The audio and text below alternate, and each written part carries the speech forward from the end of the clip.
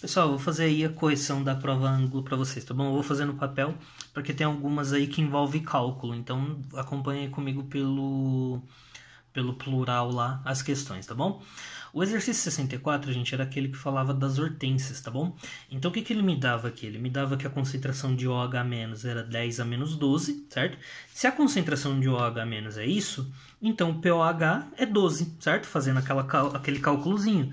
pH é igual a menos log da concentração de H+. E aí o pOH é a concentração de OH-. Então eu vou ter aqui o pOH. Se o pOH é 12, gente, aí eu vou fazer pH mais pOH é igual a 14. Então, pH é 2, tá bom? Se o pH do negócio é 2, ela vai estar num meio ácido. E aí no exercício fala que quando está em meio ácido, ela fica azul, tá? Então, portanto, a resposta dessa aqui seria a letra B, pH 2 e azul, tá bom?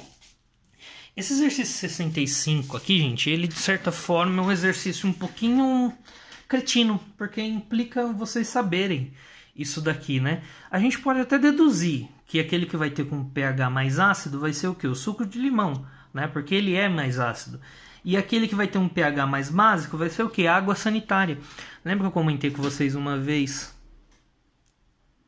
que produtos de limpeza normalmente têm um pH básico, tá? Então a água sanitária vai ter um pH aí básico, tá bom? E aí a gente ficaria no meio do caminho aqui entre o leite e o sangue. Aquele que está mais próximo do neutro é o 7,4. Então aí a gente poderia falar que é o do sangue isso daqui, tá bom? Então a resposta disso daqui, gente, seria a letra A.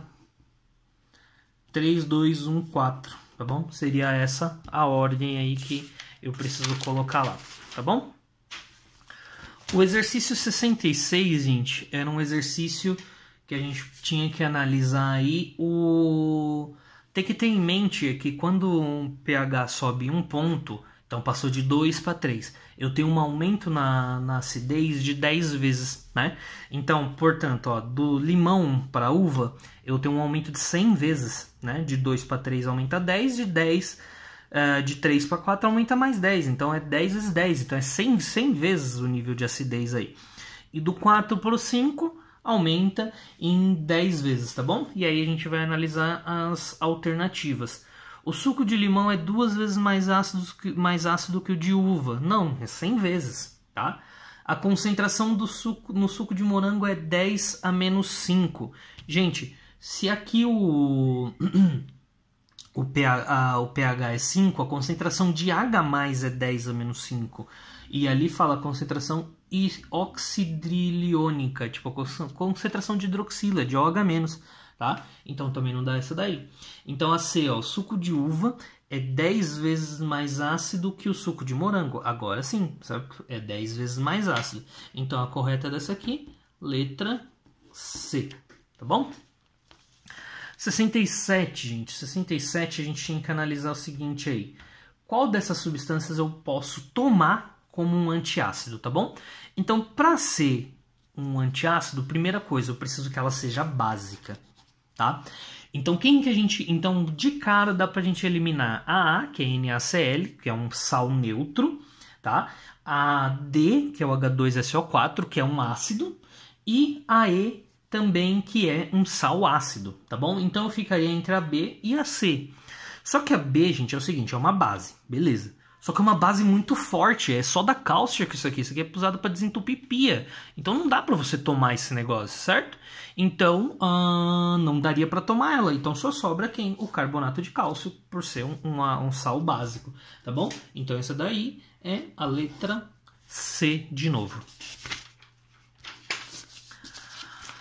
A 68, gente, a gente tem aí como resposta a letra B, tá bom? O que a gente tem que analisar aí? A gente tem que analisar alternativa por alternativa, tá bom? A A, gente, ela seria falsa por quê? Porque o ácido acético é ácido, certo? Então, o pH dele tem que ser menor que 7, tá bom? E aí, a concentração no enunciado fala que a concentração de H+ é menor que 10 a menos 7. Se a concentração é menor que 10 a menos 7, o pH seria maior que 7, seria uma solução básica, tá bom? A B é verdadeira, porque o cloreto de amônio torna uma solução ácida também, tá bom? Se a concentração de H+ é maior que 10-7, o pH vai ser menor que 7. Então, uma solução ácida, tá bom? Então se encaixa. As outras é tudo isso, gente, tá bom? Então, assim, é o contrário. Hidróxido de sódio, por exemplo, na C. Hidróxido de sódio é base, tá? Então, tem que ter um pH maior que 7. Então, se a concentração de H+ é maior que 10-7, o pH será menor que 7. Então, vai ser uma solução ácida, tá bom? Então, é isso que vocês têm que analisar aí em todas essas alternativas, tá bom? Esse negócio da concentração de H+, esse negócio ali que está representando é ácido ou base, tá bom? A 69, aí a gente já começa com as reaçõezinhas de química orgânica. O que a gente tinha que analisar aqui, gente? Primeiro, o que aconteceu no exemplo que foi dado, tá bom? O que aconteceu nesse exemplo que foi dado? Ó, olha o produto, olha os produtos formados aqui, ó. De onde veio esse CO2? Esse CO2, gente, veio daqui, ó, da quebra disso daqui, tá? Ou seja, essa reação aqui, ó, produz um CO2. Então, tá sempre diminuindo um carbono da cadeia, ó. Aqui tinha 2 carbonos, aqui eu tenho um só. Então, essa reação é uma reação de eliminação, diminui o tamanho da cadeia, tá bom? Se eu quero que seja originado o pentano, gente, eu preciso pegar uma molécula que seja um carbono maior que essa daqui, tá? Qual que é nas opções ali que tem um carbono a mais? O ácido hexanoico, tá bom? Detalhe, gente, tem que ter o ácido aí, né? Porque tem, ó, isso aqui é um ácido carboxílico, então tem que ter o ácido presente, tá? Se eu quero formar o pentano e elimina um carbono, eu pego aquela que tem um carbono a mais, que é o ácido hexanoico, tá bom? Então, de novo, aí a gente tem a letra C como resposta. O exercício 70, gente. Aí é o seguinte, a gente tem que analisar aí tanto nomenclatura como o que aconteceu ali, tá bom? Ó, o que a gente tinha no nosso exemplo?